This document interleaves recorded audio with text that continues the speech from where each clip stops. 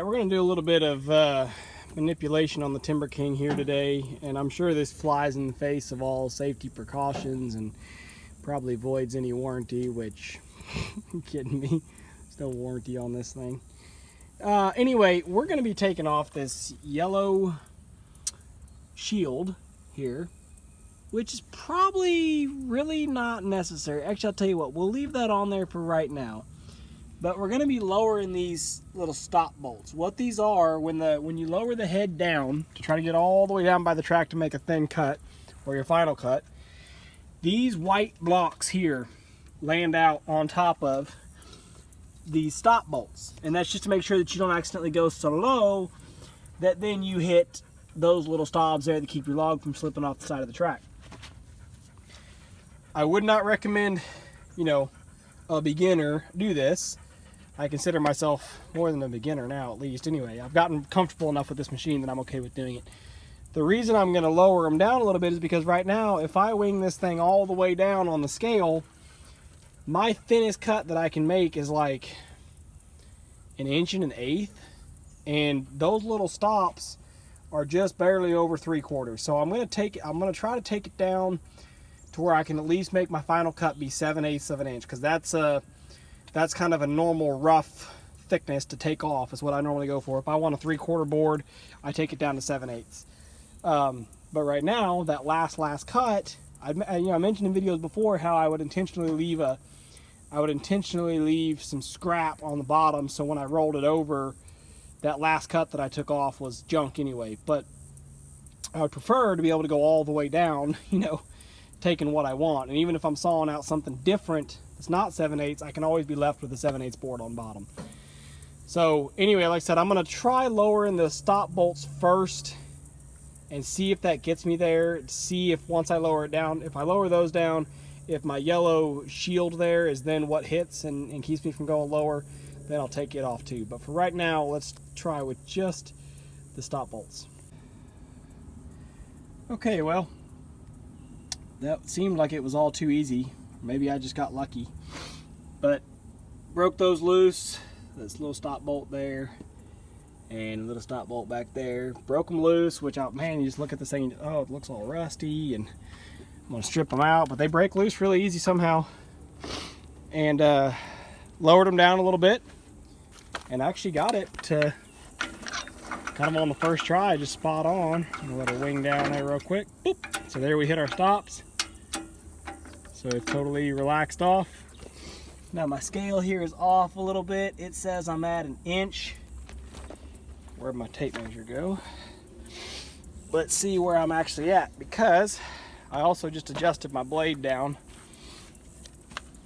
Oh, see if I can make you guys seasick. So you can see, still plenty of clearance on the blade, not a problem there. And let's see where we tagged at. Measuring off the blade. Huh. A little over 1 inch.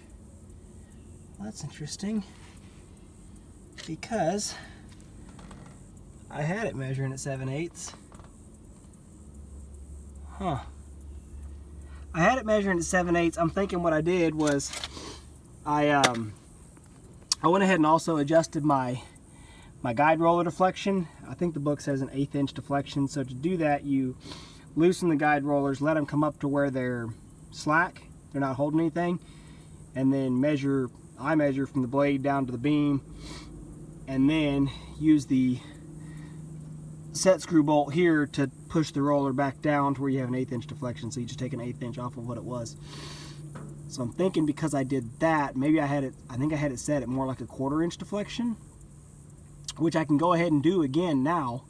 Actually, just give it more deflection, because I found, like, when I first got this mill, I had it set at 1/8 inch, and it just seemed like it wasn't enough. Like, it seemed like I was still getting blade wander. So I actually am, I'm going to go ahead and push them down a little bit harder, down to that 1/4 inch mark, which will also push my, or 1/4 inch deflection, which will also push my blade down another 1/8 of an inch, and should get me back down to that 7/8 mark where I want to be. So let's get that done. Well, today's injury brought to you by Timberking. The blade, me being an idiot. So I got to looking here at my, gosh darn, there we go. Got to looking at my set down, and it was tagging at 1 inch, and I went to adjust my slide over here so I could work on this roller, and the slide was dragging. So I am going to take my slide off, because even if I push this roller down further to get the blade deflection I want, the roller is actually bolted to that slide by design, which means it's going to push that slide down that much harder to make it drag. So I'm going to have to take the slide off. Like I said, I'm okay with doing that. This is not the fault of, that's not the fault of the slide. I have my wrench on here, and I went to smack my wrench to kind of break the torque and just stab my thumb right against one of these lovely sharp teeth. So how sharp is your blade? Well, sharp enough to put a pretty nasty gash in your thumb. Bleeding slowing down now, it's fine. Anyway, so to take this slide out, it's just this one big bolt. This one big bolt right here on the bottom, and it threads up into the bottom of that roller. So I've already taken mine out, and then it just slides out the end there. And I'm gonna go ahead and put that bolt back in and just torque it down just so I don't lose it, so it stays here. If I ever decide I want to put the slide back on, or if I decide, you know, sell this mill to somebody else and they want the slide, I'll keep the slide obviously with all my spare parts, and I'll be able to have them just put it right back on if they want to. So I'm not gonna throw it away, but I'm gonna leave the bolt in there just as a safe place to keep it, basically, versus if I try to keep it with that slide somewhere in storage, it's gonna get split up and lost for sure.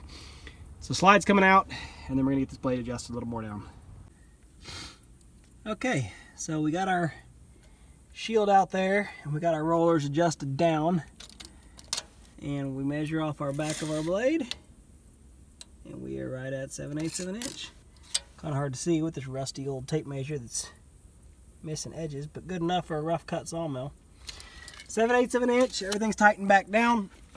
So, I mean, you guys know this, these magnetic scales, they're easy enough to adjust. Mine still says I'm at 1/8 or 1 inch, and so we will just go ahead and take it up to 7/8 right there.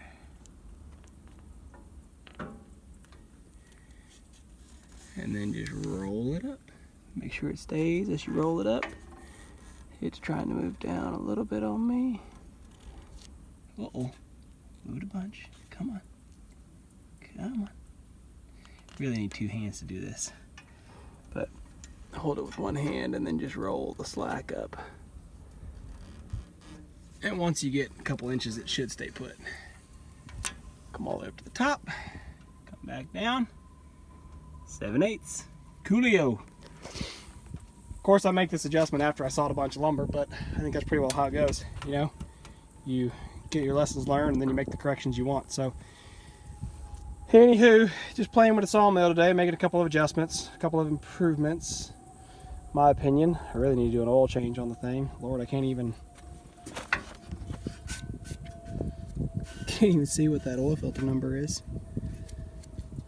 3252. Yeah, I don't know.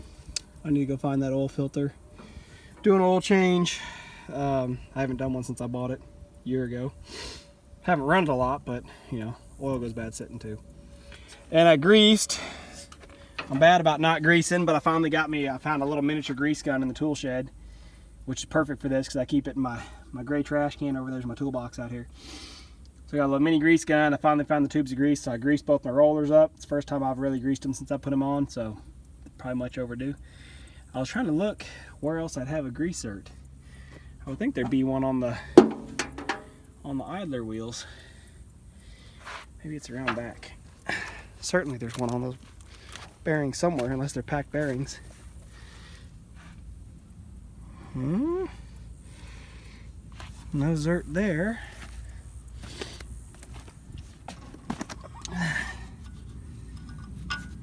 No.